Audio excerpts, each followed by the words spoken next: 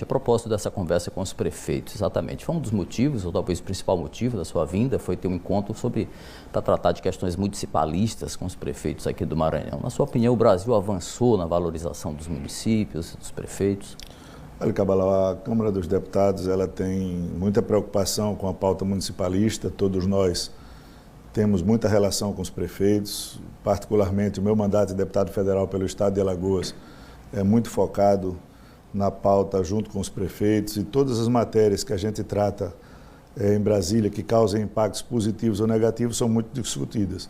Nós estamos votando aí alguns pisos salariais, nós votamos algumas matérias de incremento, por exemplo, do FPM, votamos matérias que tratam da questão das pandemias, reforço às finanças públicas, nós temos várias iniciativas que reforçam a saúde pública nos municípios.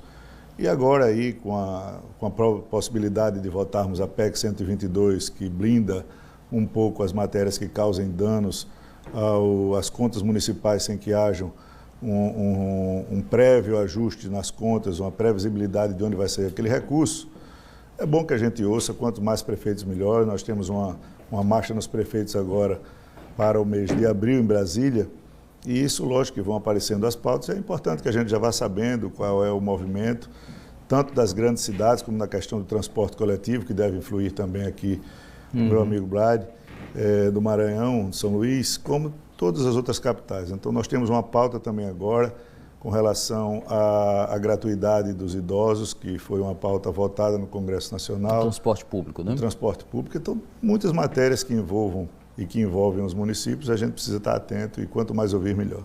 A gente vê uma realidade de muitos municípios no Maranhão, acontece provavelmente em Alagoas, e muitas prefeituras que são 100% praticamente dependentes dos repasses, né, de recursos federais, das emendas parlamentares. Tem saída para essa situação ou é a valorização mesmo de cima para baixo nesse caso? Olha, a tônica do Congresso Nacional é cada vez mais valorizar a distribuição dos recursos descentralizada em Brasília. As emendas parlamentares, eu defendo sempre com muita força, com muita transparência, elas são a maneira de aspergir os recursos centralizados da União para os municípios.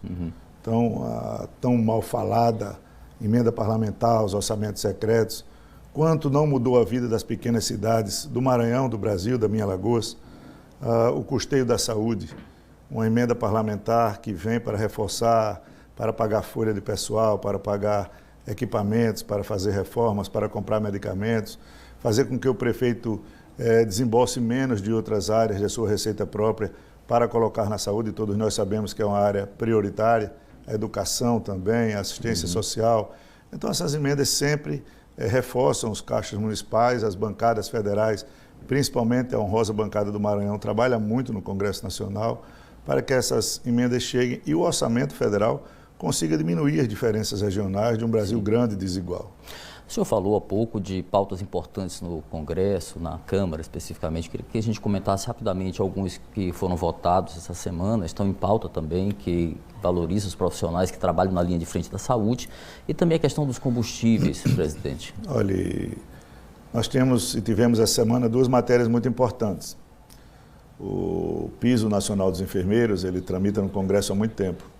E lógico que é um problema complexo, ele tem repercussões tanto em hospitais públicos, filantrópicos, rede privada, prefeituras, Estado, governo federal. O Senado votou e, no nosso ponto de vista, essa pauta precisava ser combinada, porque haviam pelo menos 4 cálculos, de 18 a 50 bilhões o impacto. Quem iria responder por isso? Nós fizemos um grupo de trabalho, verificamos na Câmara com muito critério qual é o impacto realmente, partimos para uma negociação com setores e com o governo para encontrar uma fonte que subsidie isso, para corrigir essa distorção com os enfermeiros, que é uma categoria que merece sempre a nossa atenção, mas principalmente não prejudicar na ponta quem gera emprego para os enfermeiros. Sim. A possibilidade de risco de fechamento de hospitais públicos, de hospitais filantrópicos, que é o que nos preocupa, poderiam, em vez de corrigir um problema, agravar o problema. Sim. Nós fecharíamos pontos de atendimento de saúde, como esses hospitais, e ainda daríamos desempregando. Então, essas 4 semanas de discussão, nós votamos a urgência essa semana, sinalizamos para a categoria que nós estamos dispostos a votar com a responsabilidade de encontrar a fonte de recursos para subsidiar esse aumento do piso. E a PEC 22, de outra categoria que trabalha muito na ponta, que são os agentes comunitários de saúde. Aí já há uma negociação, e eu vou me empenhar muito com o governo federal, nós votamos e enviamos para o Senado, e vamos trabalhar para que a gente encontre no orçamento uma brecha que suporte esse aumento também para não causar nenhum tipo de impacto. Sem falar em muitas outras, por exemplo, a PEC 122, que vai no sentido contrário, que é que o que a gente está fazendo na prática, que o Congresso não vote nenhuma matéria que implique em despesas para os municípios e estados sem uma prévia resolutividade de onde vêm esses recursos. Então, isso dá uma tranquilidade e uma calma para o gestor não ser pego no sobressalto sobre as suas contas, sobre as suas finanças. E a polêmica questão dos combustíveis? Outra pauta sensível. É um assunto que nos preocupa muito, Cabral. Eu não perco a oportunidade de dizer, e nós temos que ter essa tranquilidade, que o problema do combustível é um problema mundial, não é um problema brasileiro. Esses dias a gente estava discutindo a política de preço da Petrobras e a própria imprensa veio. Não, mas os combustíveis aumentam toda semana no mundo todo.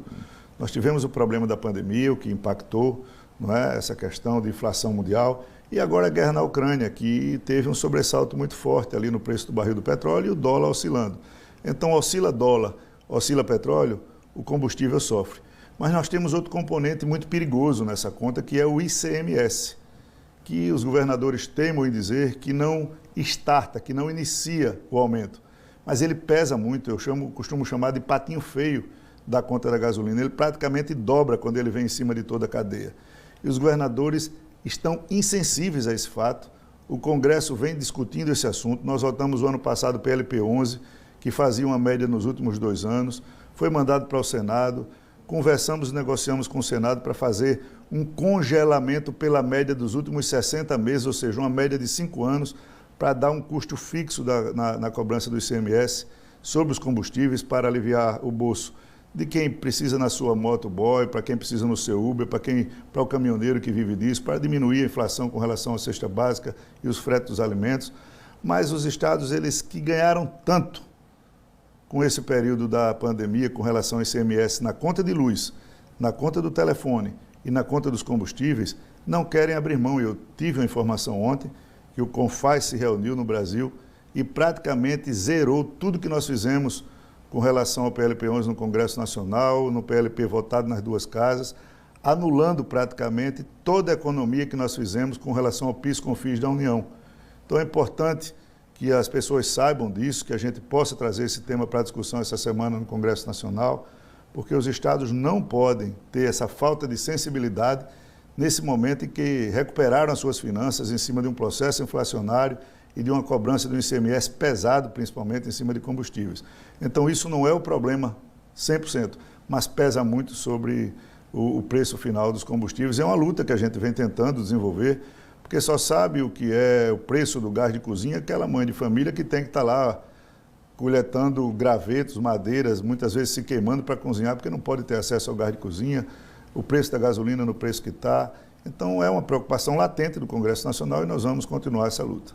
Presidente, o ano é eleitoral, não posso fugir desse tema. O seu partido, Progressistas, ele, desde 2020, sinalizou um posicionamento aqui no governo, no estado do Maranhão, de apoiar a pré-candidatura do senador Everton Rocha. Mas, recentemente, seu colega de partido, líder do Progressistas na Câmara, o André Fufuca, sinalizou um apoio ao vice-governador Carlos Brandão. Como o senhor analisa essa divisão do partido aqui no estado? Olha, eu apesar de ser presidente da Câmara e fui 6 anos líder do meu partido, eu costumo respeitar as instâncias, né? Eu como líder do partido, nunca interferia nas questões partidárias e nem o presidente do partido interferia nas questões da bancada no plenário. Como presidente do partido, eu sou um filiado, né? Eu conduzo a Câmara de maneira sempre imparcial, ouvindo todas as bancadas, me comunicando com esquerda, direita, centro. E aqui não vai ser diferente. Eu acho que o momento político demanda calma, tranquilidade. Nós, com essas janelas partidárias que mexem muito com a política, um questionamento que a gente tem que fazer, se vale a pena, se não vale a pena continuar, principalmente no ano da eleição com 6 meses. Então, a etapa agora é de filiação, Cabral. É de os partidos montarem as suas nominatas, conduzirem as suas chapas, ver quem tem condição de eleição ou não. As coligações, nós vamos deixá-la para julho, agosto, nós temos um tempo longo de discussão. e eu não tenho e não vim ao Maranhão com nenhum tipo de interesse, nem de tentativa de influenciar na decisão local. Não, eu vim a convite do presidente da Associação da FAMEM para discutir com os municípios, receber uma homenagem muito importante, homenageando uma ex-prefeita que foi eternizada nessa comenda, uma homenagem à sua luta pelo seu município, Maria Félix, o que muito me honrou com a homenagem, discutir a pauta municipalista e vim também a convite do meu amigo Everton Rocha para discutir aqui com o presidente Otelino algumas pautas com relação ao Estado do Maranhão e também essa pauta municipalista. Lógico que especulações vão haver, mas o nosso partido é um partido unido, sempre sob os rumos e os destinos por onde caminhar, e a gente vai aguardar o tempo da política, que é o que é mais importante. O Progressistas, o PP, é um partido mais ao centro, pode-se dizer, e tem um nome no primeiro escalão do governo federal, o chefe da Casa Civil, Ciro Nogueira.